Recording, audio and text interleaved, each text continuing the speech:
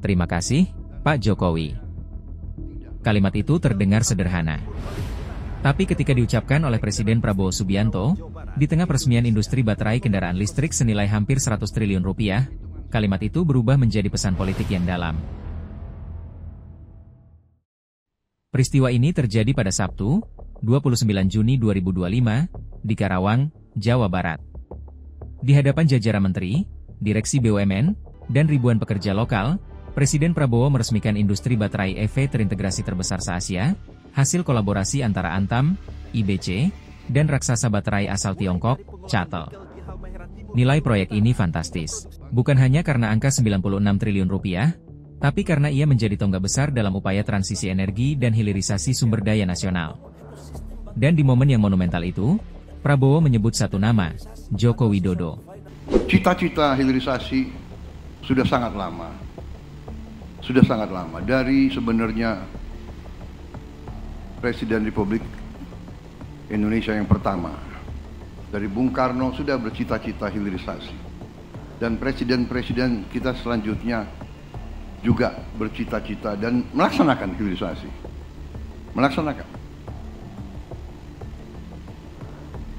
Dan terakhir, pendahulu saya, Presiden Republik Indonesia yang ke-7, Pak Joko Widodo, lebih menekankan pentingnya hilirisasi dan memulai secara nyata program hilirisasi di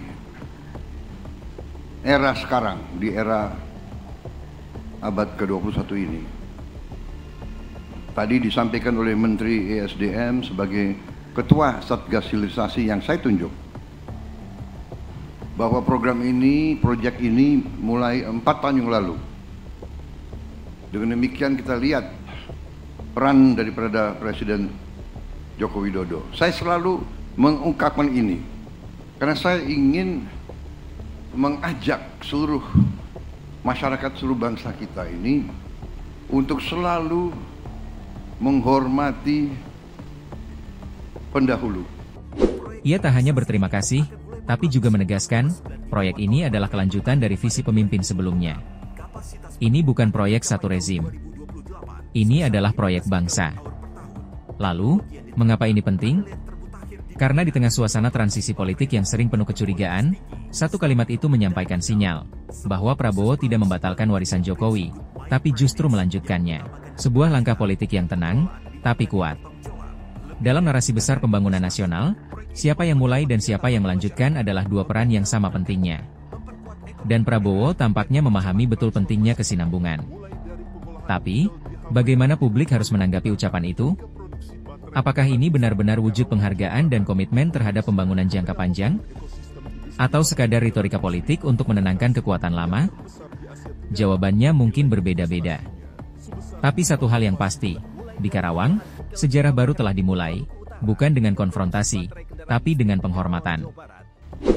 Dengan mengucap Bismillahirrahmanirrahim, pada siang hari ini, hari Minggu 29 Juni 2025, saya Prabowo Subianto, Presiden Republik Indonesia,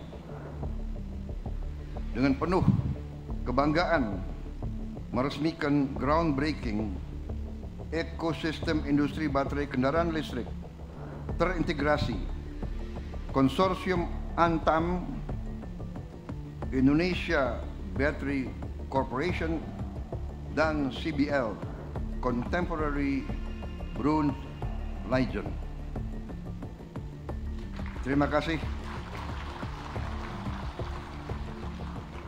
Dengan demikian, saya nyatakan dimulai. Terima kasih Bapak Presiden atas sambutannya dan mohon berkenan mendampingi kepada Menteri ESDM, Menteri BUMN, Duta Besar Republik Rakyat Tiongkok dan Co-founder CATL.